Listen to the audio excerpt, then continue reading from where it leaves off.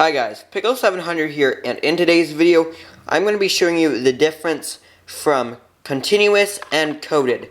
So, many types of devices have this on the back of them. I know that Spectre Alert Advanced series, you can get them in this version, and you may not know what the difference is between coded and continuous, because I certainly didn't at the first either. So, you can find on the back of this remote horn an adjustment between code 3, high volume, mid volume, low volume, continuous, and then coded. So this is not the only device that has it. In fact, the low frequency sounder does too.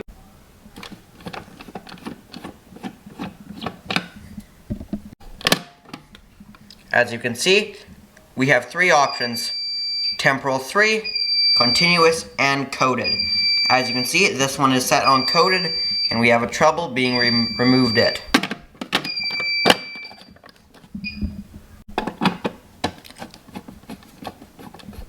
So, it certainly is a good question what the difference is, because if you give either of them straight power on continuous or coded, you will not see a difference, and I will demonstrate that now. So, I'm going to hook up 24 volts DC to the mounting bracket.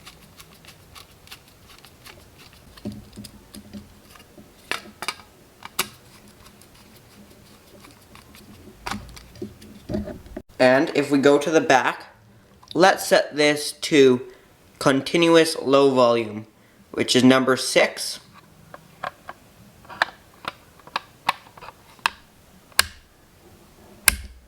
There, pointed at number 6. Now these just turn like the addressable loop module of any Firelight or Notifier products that you find on the back of pull stations, smoke detectors, and any other addressable modules. So as you can see, this is set to continuous low volume.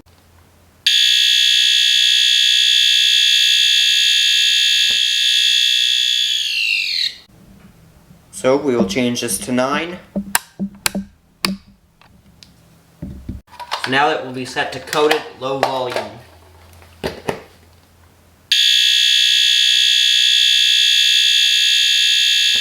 So, could you hear the difference? Probably not. And if you couldn't, that's okay, because there is absolutely zero difference. But I'll show you when there is a difference. So, I was using this device to demonstrate. But since this one's already up in the system, we'll be using this one. So, the low frequency sounder will do the exact same thing on coded or continuous if you give it straight power. Right now, it is set to coded. And now there is no volume adjust on this device, so it's just set to coded. But I'm going to go ahead and put some tape over this one too. Okay, I have the tape on this device, and like I just said, it is set to coded. But if we go to our fire alarm control panel, I'll show you what the NAC's set to. Mode, read status, NAC's, NAC 2. As you see, this is set to temporal. And temporal is the exact same thing as code 3. So, now that you know it's set to temporal, you can escape this and hit drill.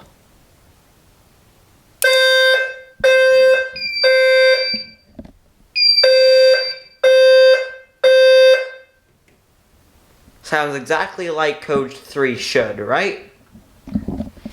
Go ahead and reset the system. So now we're going to keep the panel set to code 3. Code 3 is just a good demonstration. We could do march time or any other coded pattern except for continuous. But for the demonstration of this video, I'll just keep it on code 3. But now, if we go to our actual device, we're going to change it to continuous.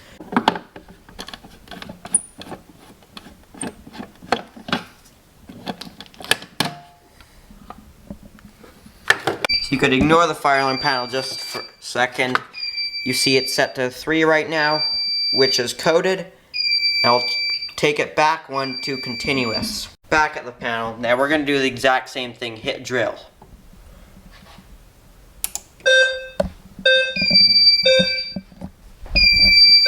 Acknowledge this real quickly.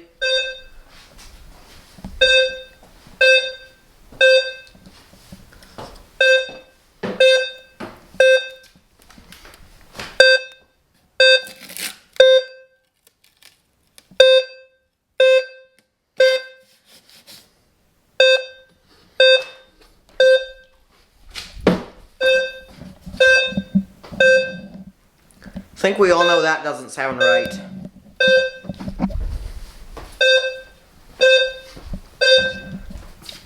Evac in system.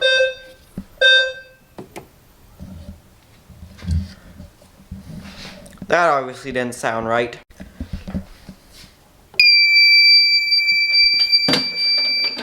I just reset the system.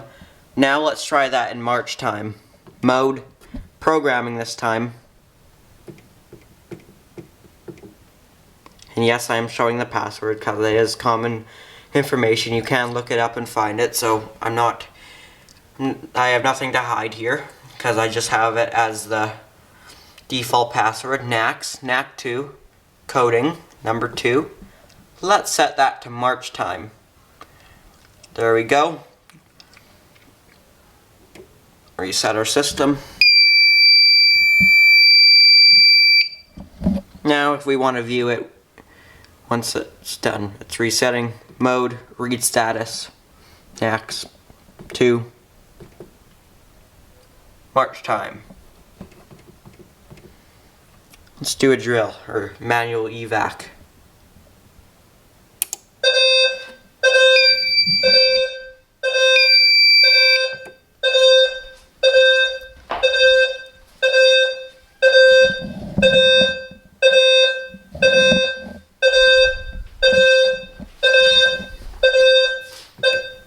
Not gonna lie, that did sound cool, but certainly not up to code.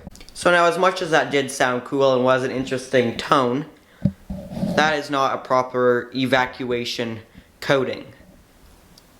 But let's change this to coded, and then see what happens. Now, I know I said I was gonna be doing only continuous, but I don't think anyone would mind hearing a little bit extra fire alarms. Go ahead and change this. Now this is set back to code. And don't worry, I will get into the explanation of what coded does. Let's just do one more manual evac.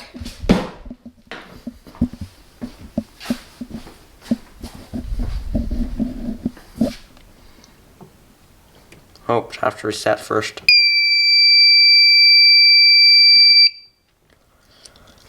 Wait for the system to go out of reset. There we go.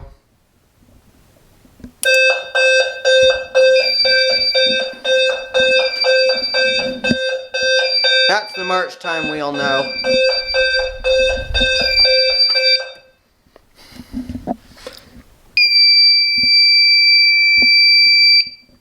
Okay, so I think we're done doing demonstrations, so I'm going to set that back to code 3.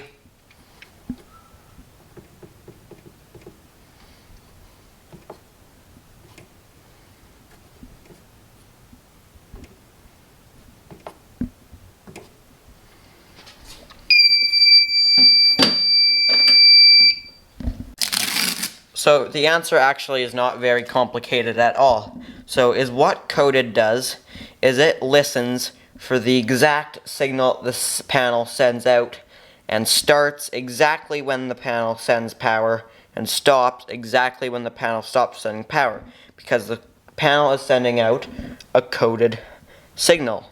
It's not a certain protocol like addressable or simplex's sort of addressable horn strobes really. It's just electricity coming on and off, coded from the panel. But these devices, set to continuous, don't start exactly right away. And once you stop giving them power, like you heard with the first one, it kind of goes and dies down after it gets power. So it goes from its full volume, dies down, and isn't starting and stopping exactly when the panel gives it power. This doesn't care about starting and stopping when this decides to. It only goes off the panel. So coded basically means it goes off the direct signal that's sent by the panel, and that's why when you put it on continuous and give it a fast coding like March time, it sounds a little bit goofy because this thing isn't starting and stopping instantly. That's why it actually does 2 pulses. In March time it kind of goes do does that weird pulsing. If you had a slower coding, probably wouldn't matter. Like if you had like California code or something, that would affect it less because it's not a very rapid on and off coding. Even if you had it like on 2 stage or 20 beats per minute, that would affect it a lot less. So basically, that's the explanation of what coding does. It copies the exact signal from the panel with no lag in the input.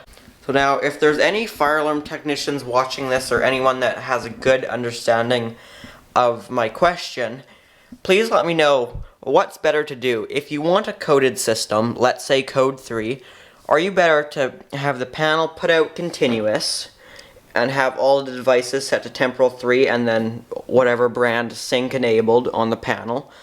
Or should you do coding through the panel and have all of the devices set to code 3?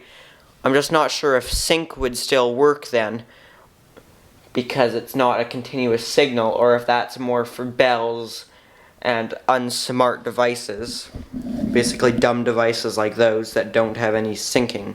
I'd assume if you have lots of devices, you should have the devices set to their own coding, because I think that's the only way that the panel can send out its syncing pulse, or whatever its protocol is that gets the devices to sync. But if anyone knows, please let me know in the comment section.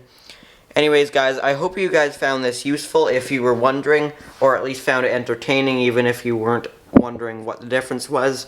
But either way, make sure to like the video by hitting the thumbs up button and subscribe. And if you have any comments, leave them down in the comment section below. Thank you for watching.